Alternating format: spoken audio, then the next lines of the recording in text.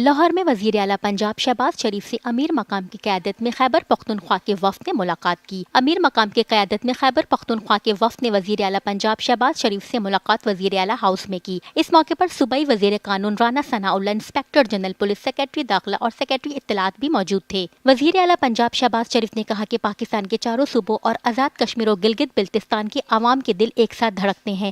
کسی بھی پاکستانی کے ساتھ امتیازی سلوک کا تصور بھی نہیں کیا جا سکتا۔ وفد سے بات کرتے ہوئے وزیر اعلیٰ پنجاب شہباز شریف نے کہا کہ خیبر پختونخوا، بلوچستان، سندھ اور پنجاب ایک لڑی میں پروئی ہوئی اکائیاں ہیں، جبکہ آزاد کشمیر اور گلگت بلتستان بھی اسی لڑی کا حصہ ہیں۔ چاروں صوبوں کے عوام کے دل ایک ساتھ دھڑکتے ہیں۔ اکائیوں اور آزاد کشمیر و گلگت بلتستان کے بغیر پاکستان کا تصور ناممکن ہے۔ وزیر اعلیٰ پنجاب شہباز شریف نے کہا کہ خیبر پختونخوا سمیت تمام صوبوں میں بسنے والے ہمارے بھائی ہیں۔ پنجاب میں سب لوگ مل جل کر رہتے ہیں۔ کسی بھی پاکستانی کے ساتھ امتیازی سلوک کا تصور بھی نہیں کیا جا سکتا۔